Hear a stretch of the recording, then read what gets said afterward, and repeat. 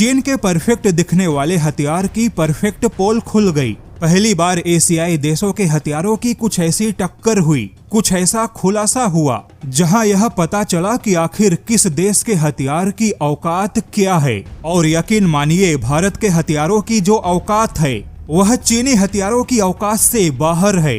बता दे, यह पूरी खबर बहुत ही ज्यादा दिलचस्प होगी और ऐसी रिपोर्ट आपको ना तो गूगल पे मिलेगी ना ही किसी न्यूज चैनल पे, क्योंकि ऐसी खबरों के लिए हम दुनिया के 35 से भी ज्यादा थिंक टैंकों पे नजर बना के रखते हैं। और इस प्रकार की जो रणनीतिक रिपोर्ट होती है वह ज्यादातर पेड यूजर्स और PDF फाइल में उपलब्ध होती है। तो खबर कुछ ऐसी है कि भारत के आर्मर्ड भारत के हथियार एशिया में सबसे ज्यादा परिपक्व साबित हुए, जबकि चीन के हथियार दिखने में काफी फिनिशिंग और परफेक्ट लगते हैं, लेकिन चीनी हथियारों में परिपक्वता की कमी है। इस पूरी रिपोर्ट को प्रकाशित किया है ऑस्ट्रेलियन स्ट्रेटेजिक पॉलिसी इंस्टीट्यूट यानी ASPI ने। इस रिपोर्ट में मुख्य तौर पे आर्मर्ड व्हीकल या बख्तरबंद वाहनों जैसे जमीनी हथियारों के युद्ध और सिद्ध का खुलासा किया गया। रिपोर्ट कहती है कि वास्तविक युद्ध की गलतियों से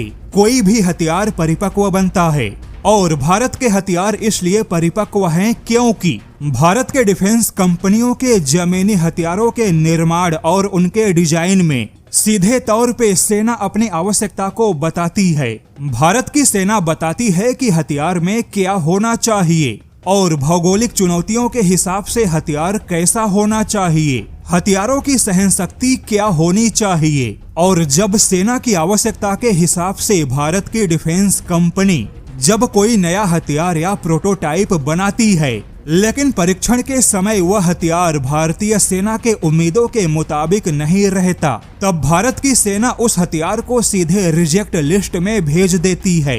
भले ही भारत का अपना स्वदेशी हथियार ही क्यों ना हो, सेना कभी भी कमजोर हथियार को आगे बढ़ावा नहीं देती। हथियार चाहे स्वदेशी हो या विदेशी, सेना की आवश्यकता के हिसाब से खरा होना चाहिए। यानी भारतीय सेना के कठोर मानक और प्रक्रियाओं की वजह से भारत की डिफेंस कंपनियों पर पहले से ही परिपक्व हथियार बनाने का दबाव रहता है, लेकिन चीन में ऐसा नहीं है। चीन के हथियारों के निर्माण का मॉडल कुछ ऐसा है कि अगर चीन की डिफेंस कंपनी ने कोई नया हथियार बनाया, तब चीन की सेना उस हथियार में कमी निकालने के बजाय उस हथियार को दुनिया का बेस्ट हथियार बताने के प्रचार में जुट जाती है, और सेना केवल अपने हथियारों के प्रोपेगेंडा वीडियो को आगे बढ़ाती है। वहीं चीनी हथियारों की आलोचना करने वालों को हमेशा दबा दिया जाता है। चीन का मॉडल कुछ ऐसा है कि अगर चीन में जो हथियार बना, सेना को उसे ही चीन का बेस्ट हथियार बताना होगा। चीन बड़े पैमाने पर हथियार बनाता है जिससे कि माइक्रो क्वालिटी प्रभावित होती है, और इसी माइक्रो क्वालिटी का कमजोर होना हथियारों की थकान बन जाता है, जिससे कि लगातार इस्तेमाल से हथियारों के टूटने या फटने की खबरें आती है।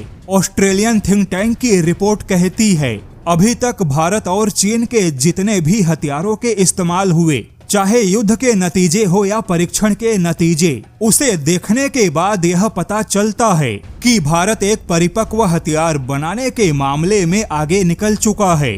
भले ही भारत के हथियारों की उत्पादन क्षमता फिलहाल कम है, लेकिन हथियारों की गुणवत्ता युद्ध के लिए भरोसेमंद है। और थिंक टैंक की रिपोर्ट एकदम स्पष्ट रूप से गुणवत्ता के मामले में भारत के हथियार को बेस्ट बताती है।